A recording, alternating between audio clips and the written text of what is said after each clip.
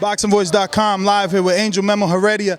Angel, man, I was just interviewing Peter Quillin, and he says, you know, I didn't even know I was going to make 160 last time, and I made it. You know, catch weights are the new thing. I had a catch weight, but I actually made weight.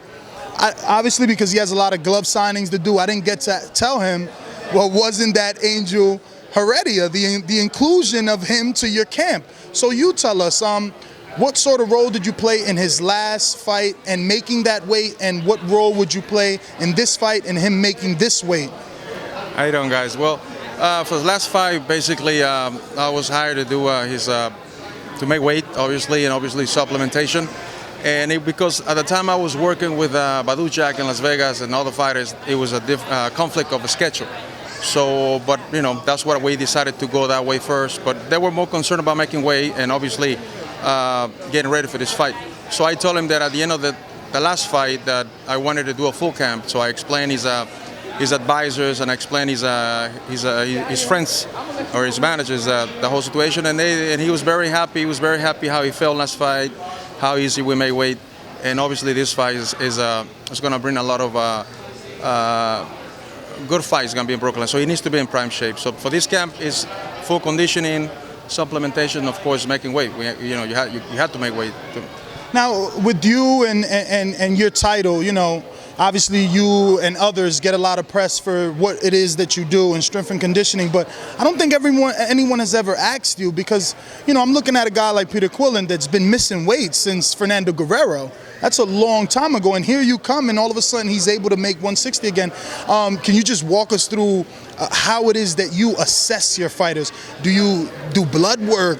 I don't know. I mean, how do you find out what's going to work for this guy or fighter A and fighter B? How is it that you're able to get these guys down? Like, I mean, Badou Jack looked great versus Groves. He never tired. Like, how are you, not you specifically, but what is the process to evaluate a fighter and say, listen, you know, I can do this for you? Well, you know, I mean, I would love to explain every detail, but, you know, I have to keep my own personal stories and secrets, as everyone wants to copy everything. So, but I'll explain to you very simple. Everything is based on science. Like I told you last time, everything I do is based on science. It's not based on opinions or myths. So you have to know, of course, the profile, the biochemical profile of your athlete. You have to know his habits, and then go from there. What type of, how many calories a day he's burning, how many calories a day he needs to eat, and go from there. You know, it's just everything has to be by the book. Everything has to be kept on paper, and you have to follow it up. You can't just try to make weight 10 days before the fight, like the old-fashioned ways when they come in and say, "Oh, now I stand to make weight." That's stupid. That's stupid because not only you're putting yourself in a position of not making weight, but you're playing with your health. Because the moment you dehydrate yourself bad, and the moment you go to the ring, that you're always in risk of having a blocked spot. You're always at risk of being knocked out quicker, because obviously the fluid in your brain does not recover as quick, even though if you drink enough water the next day or electrolytes. So there's a lot of things that you have to put in consideration, especially when you know science. The more you know it, the more you think how things has to be done perfectly. And also imagine every time you don't make weight, you lose a lot of money. You have to give a certain percentage out. So why not use that money to hire people that know this stuff? Why not hire good conditioners or good nutritionists? I mean, you know, it's better than pay that off. I mean, come on, 20%, just pretty much throwing it away, not making weight, and that makes you look bad. So Peter is the time I've been working with him now as a person, one-on-one basis, it's a great guy. It's a great guy. He listens well. He's dedicated. He goes by the book. He does everything I said, and that's a good thing, because it doesn't matter how great you could be. But if you have a guy who doesn't listen, and the moment you tell him do this, and the moment he goes home, goes and does the opposite, then sometimes it's hard to. That's why, like I always tell you, I'm always very picky who I want to work with. It's not just, I get a lot of approaches, but there's a lot of bad habits in those guys, and sometimes it's difficult to. In this business, you have to work with the best, but also, as a trainer or strength conditioner, you want to also work with a guy who's disciplined, who's going to give you 100%, he's going to listen to you, and he's going to do everything by the book. And that's what helps. I mean, communication with the coach, communication with, I got to always communicate with the boxing coach and certain things. For example, not to conflict with sparring time, and you know, and my job not only ends in that condition. I have to sometimes go to the gym, the boxing gym, and watch him. I have to take pulses. I have to make sure to take every reading possible to understand how's his body feeling after 2 sessions of training, and then I can make some adjustments for the next day, depending on a lot of factors that are essential to know where your body's tired. Now, speaking of your job not ending with just strength training, you can't give us detail, but can you tell us what does that job entail? Like, are you cooking too, or are you giving a diet plan that he has to follow?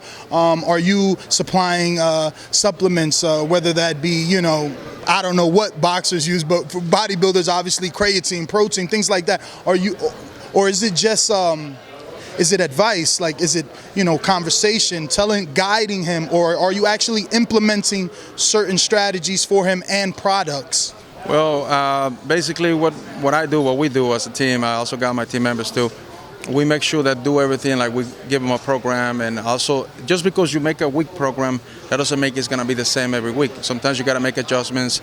You gotta go by, like I said, you gotta go by different readings every week, and of course you gotta make sure that you target a certain weight point through the weeks, and you gotta target that, and you gotta make sure you always monitor him, make sure you put him on the weight scale, make sure you explain him. Not only you give him the paper with all the details of how many calories he's gonna eat, or sometimes you don't want to confuse the boxer, you want to just make it simple. You know, you're gonna eat 100 grams of fish, you're gonna add another, blah blah blah. You put all together for him, but then you explain him, and then most of the time they always call me and say, Angel, is that okay if I substitute this for this? And I explain to him yes, I explain him no, and I tell him why. And like I said, of course, it goes by the hand with supplements. Always it goes by the hand of advice, because you have to always talk to them.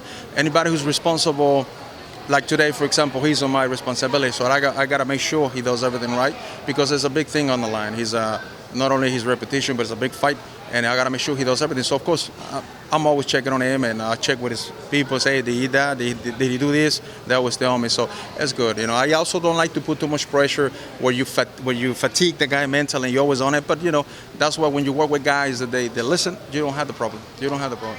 Now, first day of camp, do you go in there and you measure his waist, measure his biceps, his thighs, just so you can get an accurate reading week to week? Or is it more just about the weight and not necessarily, I guess, the dimensions of certain parts of his body? Well, you know, in this sport, there's other ways to do it. Back in the days, you used to use clips, get the percentage, and now there's other ways to do it where you get actually very accurate readings as far as fat, the percentage of water, where you got more muscle on the right, the left side. But really, the size is not really important as far as the boxing. I mean, for me, I don't want him to be like this. I just want to make sure that recovery is the emphasis for me. It's the most important thing, because it doesn't matter. For me, it's more important how much I can train you, how much and how fast I can recover. That's the benefit that's what I do. I don't care much about size. So obviously, some athletes got the genetics where they build up. Look at, for example, Jean Pascal. He's a guy who's always been strong. So you got to be very careful with him, because anytime he blows up very quick. Sometimes depends the length of the training camp, what we're using in the camp. Sometimes I implement weights, sometimes I don't, depending on certain things I see. And for Peter, he's finite, he's strong already, he's already a big guy. So we're gonna work in things that is gonna benefit him accordingly to his